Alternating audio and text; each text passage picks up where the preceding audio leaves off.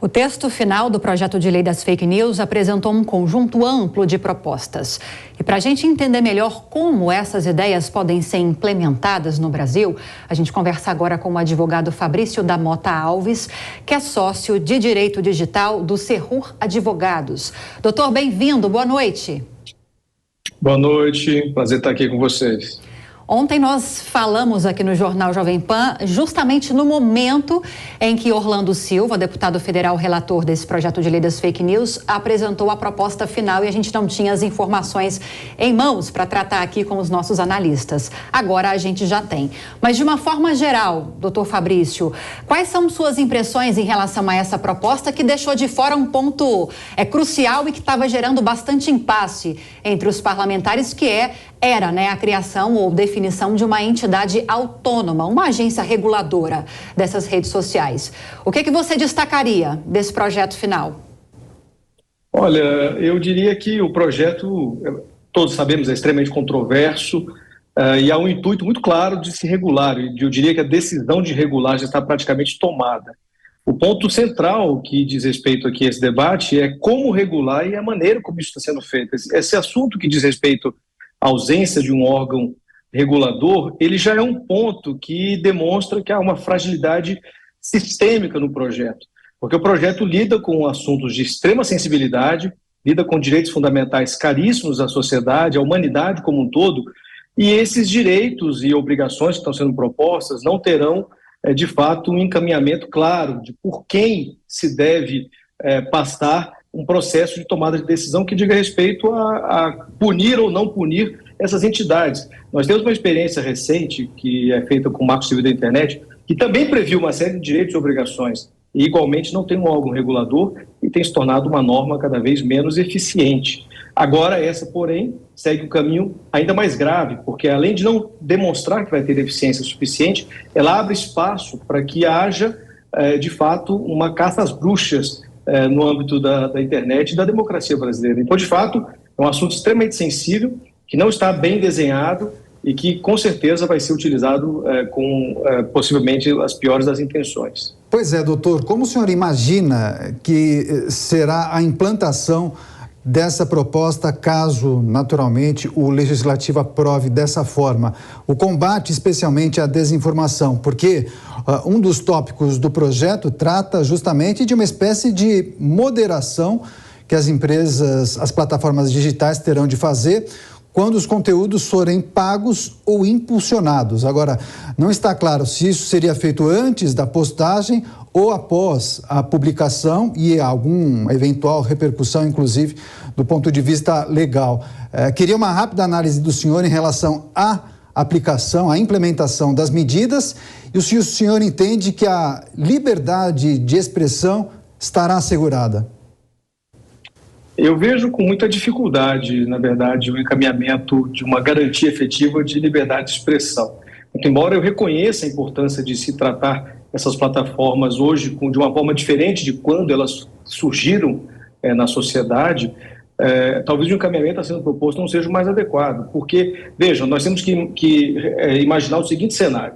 Ainda que se proponha uma regulação anterior, ou seja, preventiva de conteúdo, ou uma regulação posterior à publicação de conteúdo, o fato é que essas plataformas são empresas que lidam com responsabilidades e lidarão com responsabilidades. E elas tenderão a usarem um caminho mais conservador, que proteja os seus negócios, porque são empresas e visam objetivamente ao lucro ou perspectivas de lucro. Então é muito provável que elas atuarão de maneira preventiva com excesso de, digamos, de autorregulação ou com excesso de cuidado. Então, a tendência que nós vivemos antes do Marco Civil, essa experiência não será nova.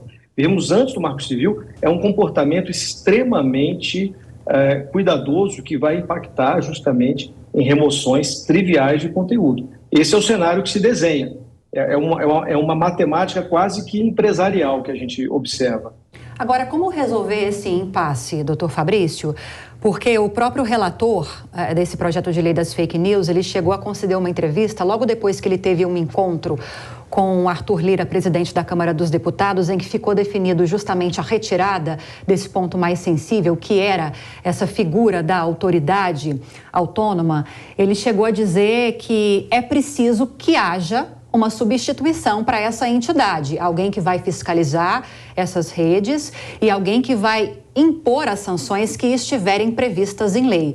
Seja a Anatel, por exemplo, seja a Justiça brasileira. Qual é o melhor caminho nesse caso? Porque não adianta também se criar uma série de normas, de regras, de punições, mas não ter a figura fiscalizadora para que isso seja colocado em prática, né, efetivamente. Eu concordo com tudo que você disse, sobretudo porque esse debate, na minha opinião, não deveria nem avançar sem a definição dessa capacidade de eficácia, porque a previsão de leis e regulações não é um aspecto tão desafiador. Desafiador é a eficiência dessa regulação, a sua concretização na sociedade. Se não houver um órgão com capacidade e estrutura, porque vejam, não adianta nós imaginarmos a criação de um órgão ou o empoderamento de órgãos existentes. Nós temos que imaginar a sua capacidade, a sua condição, a especialidade de seus servidores, de seus membros, sejam diretores ou conselheiros, ou o que quer que seja a natureza desses cargos.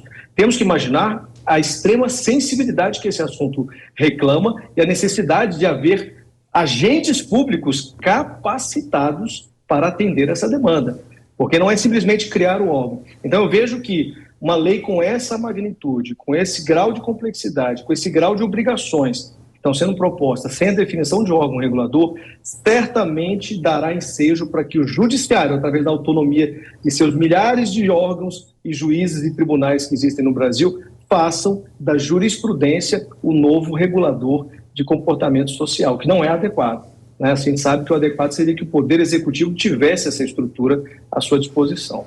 Pois é, doutor, queria pedir um rápido comentário acerca de um outro ponto desse projeto, porque depois de muita discussão e aqueles episódios violentos em escolas de São Paulo e também de Santa Catarina, muitos congressistas defendiam justamente que esse projeto abarcasse algumas questões que envolvessem o público infanto-juvenil. Enfim, esse projeto prevê, inclusive, que as plataformas precisam adotar algumas medidas para assegurar a privacidade e os dados dos usuários dessa faixa etária.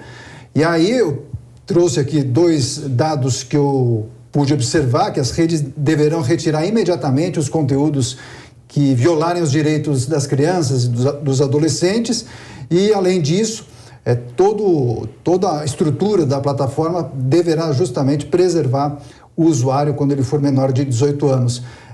É o suficiente constar essas informações? Faltou alguma coisa? O senhor, que já monitorou outros projetos similares ao redor do mundo, entende que algum tipo de dispositivo deveria ter sido contemplado nesse projeto? Veja, eu até partiria para um outro questionamento, que é a real necessidade de se fazer uma previsão tão específica. Nós temos um arcabouço normativo de proteção a criança e adolescente bastante robusto, a Constituição Federal sendo a norma primária e o Estatuto da Criança e do Adolescente sendo a norma de complementação mais eficiente, que dispensaria a necessidade de regulações setoriais, uma vez que é a norma que compreende o conjunto principiológico mais importante para a aplicação dessa garantia de proteção desse tipo de categoria de cidadão no Brasil. Então, eu até questiono a real eficácia disso, até porque, veja, você menciona também um ponto crucial, que é a proteção de dados pessoais. Temos também um arcabouço jurídico sobre isso, dedicado ao tema, com um órgão regulador próprio, que é a Autoridade Nacional de Proteção de Dados.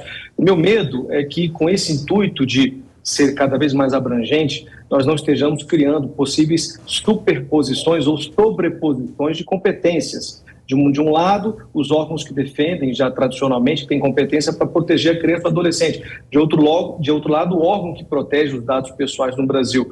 Então, essa sobreposição ela pode tender a levar o cenário para uma ineficiência regulatória. Esse é o grande risco, porque nós não podemos simplesmente prever aspectos setoriais quando existem normas amplas que já abarcam esse tipo de proteção. Então, eu diria que talvez não fosse nem necessário descer a esse nível de detalhe. Remissões, talvez, a legislações, que também são desnecessárias, mas talvez uma remissão para reforçar aplicação fosse suficiente, como de fato tem sido hoje esse cenário de proteção à criança ou adolescente. Para a gente fechar, doutor, o senhor tocou num ponto que eu queria destacar agora justamente, porque a gente tem ouvido de muitos especialistas de que já existe um arcabouço legislativo no Brasil que abarca essas questões que estão sendo discutidas no contexto do projeto de lei das fake news e que esse aprofundamento talvez seria desnecessário. Mas mesmo diante disso, a gente está acompanhando, estudos mostram, levantamentos mostram que há uma multiplicação de grupos nas redes sociais extremistas, grupos neonazistas. Tenho até uma informação aqui da própria Organização das Nações Unidas, afirmando que esses grupos neonazistas já se tornaram uma ameaça transnacional. Algo tem de ser feito, porque as leis como nós as temos hoje nos parece não ser suficientes para coibir esse avanço. Eu vejo com uma racionalidade realmente muito grande o que você coloca, porque, de fato, se houvesse suficiência no ordenamento jurídico, não estaríamos sequer discutindo uma norma própria. No entanto, temos que ter muito cuidado na edição dessa nova norma para que ela não extrapole o seu propósito original. Talvez inovar no que importa. E veja, não é suficiente inovar em termos de regulação material, ou seja, o assunto de fundo. E o aspecto processual, porque todas essas normas, elas demandam algum tipo de ação por meio de processos, seja um processo criminal, seja um processo administrativo ou um processo judicial. Não estamos falando em normas processuais, estamos criando cada vez mais o que a gente chama no direito de direito material, sem nos lembrar da efetividade, que é materializada por ações perante o juízo ou ações perante o Estado administrativo. Não estamos pensando nisso. E outro ponto importante, a lei prevê, ou a minuta, o projeto de lei prevê um regime de sanção. Quem vai aplicar essa sanção? Esse órgão não está definido. Esse é um outro assunto gravíssimo. Tivemos o bloqueio do WhatsApp alguns anos atrás, porque alguns juízes entendiam que a sanção prevista no Marco Civil deveria ser aplicada pelo Judiciário, o que é um absurdo em termos técnicos, até em termos institucionais e administrativos. Ao Judiciário cabe ponderar direitos, ele exerce um enforcement, uma fiscalização, uma atuação após a conclusão da norma, após a apresentação da norma, para garantia de direitos. Quem exerce o poder de polícia é o Estado administrativo. Não tivemos essa solução do Marco Civil e não estamos tendo agora. Enfrentaremos os mesmos problemas de antes. É bem provável que essa lei seja muito útil para o judiciário aplicar o seu juízo individual. Pois bem, a previsão é que o mérito dessa proposta comece a ser discutido já na próxima semana. Queríamos te agradecer. Conversamos com o advogado Fabrício da Mota Alves, sócio de Direito Digital do Serrur Advogados, a respeito do projeto de lei das fake news. Doutor, obrigada pela entrevista. Bom fim de semana. Boa noite. Bom fim de semana. Obrigado. Boa noite. Até a próxima.